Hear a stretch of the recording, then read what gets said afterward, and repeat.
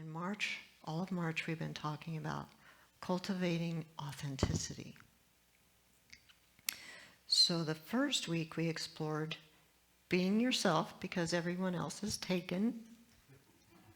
The second week was about how vulnerability empowers us to drop our masks and let our light shine. Last week we dove into how boundaries build bridges and help us connect with one another. And then today, our final topic of the month is no approval needed. So one of the things I love about this philosophy of the science of mind and spirit is it is one of our primary principles that we are spiritual beings and that we have been made in the image and likeness of the thing itself, or God.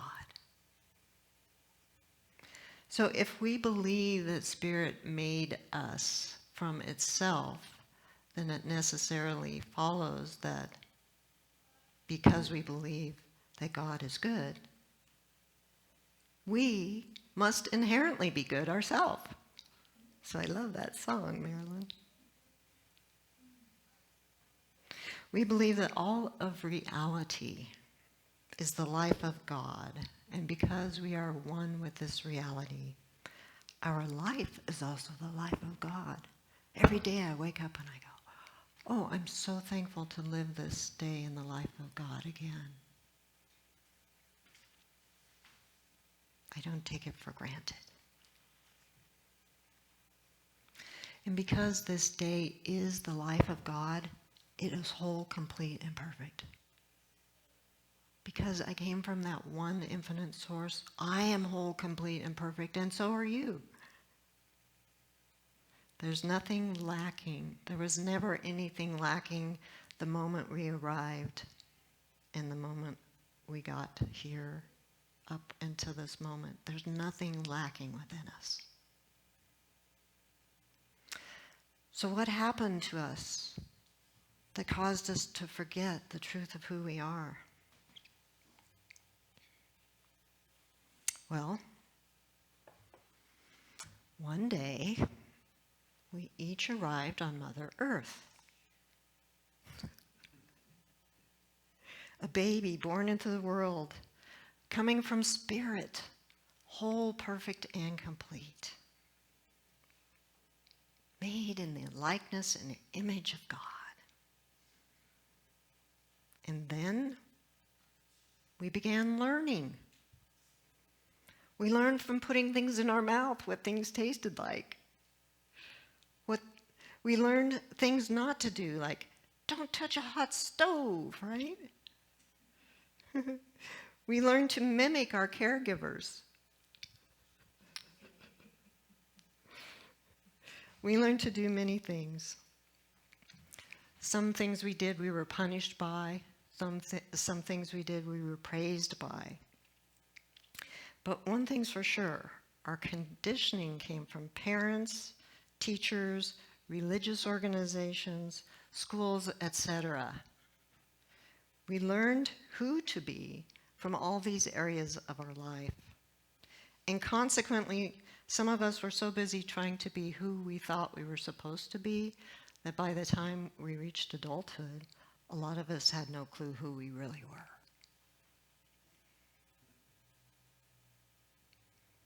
So Brene Brown, we love to quote Brene Brown, in The Gifts of Imperfection, she defines authenticity as this.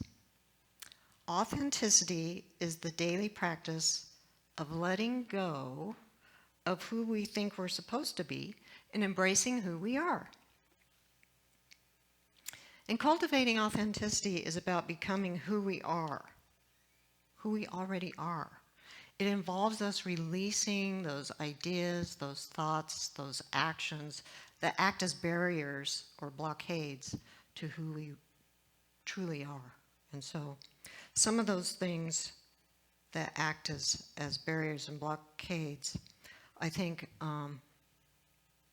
this is a good time to bring up shame and unworthiness.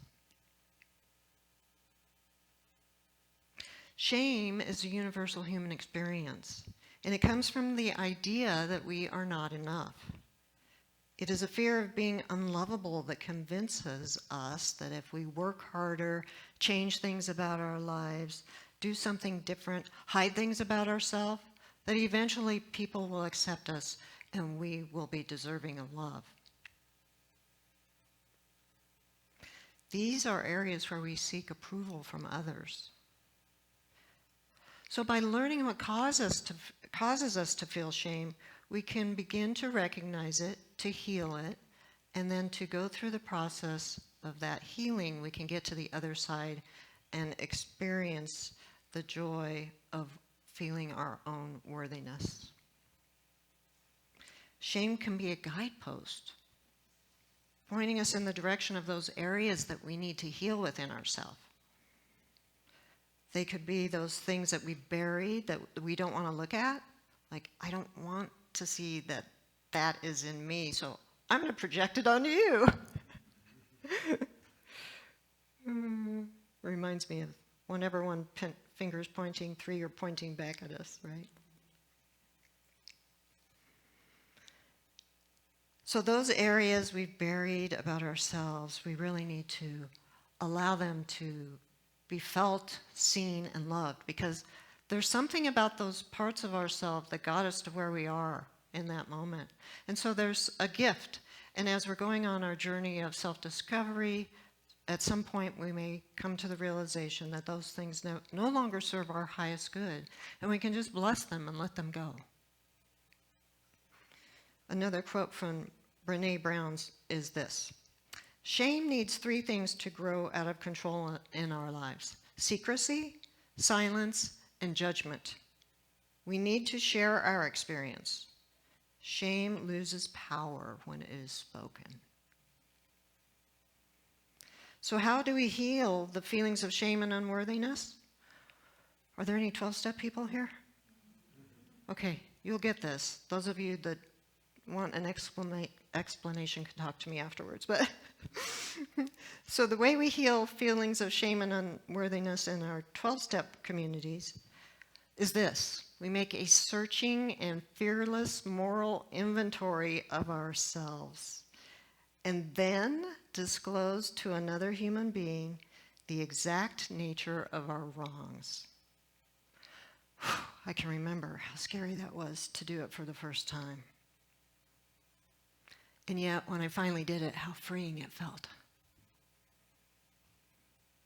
So out of the 12 steps, this is the 5th step, which is wholly unlike doing the 2-step. And it's certainly not the 13th step, which could lead us back to needing to do a 5th step again. So I'd like to share part of Rev. Dr. Michael Gott's article this month. And it's called Imperfection and Perfection. When I began my recovery journey in Alcoholics Anonymous many years ago, I was terrified by the inventory steps to make a searching and fearless moral inventory. And then to disclose to another human being the exact nature of our wrongs. My life was filled with secrets and shame. The thought of having someone know my flaws scared me beyond words. But I knew I needed to do this in order to stay sober, so I scheduled my 5th step with my sponsor.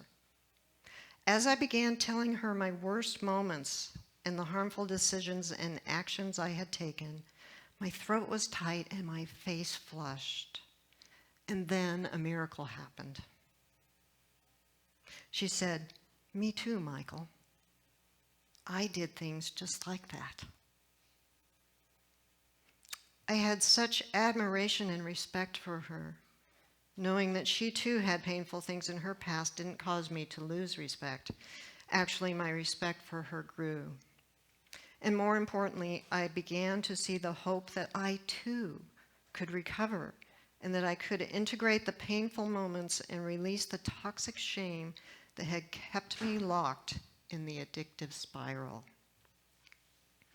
I don't know that I've ever experienced a more profound healing. An amazing part of my story is that I found science of mind in the same year I began my recovery. From the beginning of this journey, I've been given a path that requires me to face my humanity and at the same time deepen my knowing the truth of my divinity. Whether or not you have experienced addiction, everyone needs a way to hold the imperfection of their humanity within the inviolable container of the spiritual truth of divine perfection. So like he says, whether you've suffered from addiction or not, we can take the time to make a fearless and searching moral inventory of ourselves and share it with someone. It's totally freeing. Terrifying, but freeing.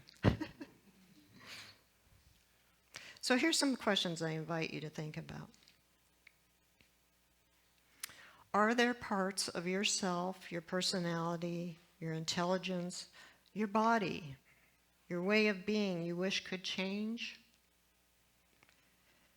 At this age, I'm practicing something I didn't need to remind myself of when I was younger, and that is to remember to say kind things about my body and for how amazing it is that it keeps getting me around.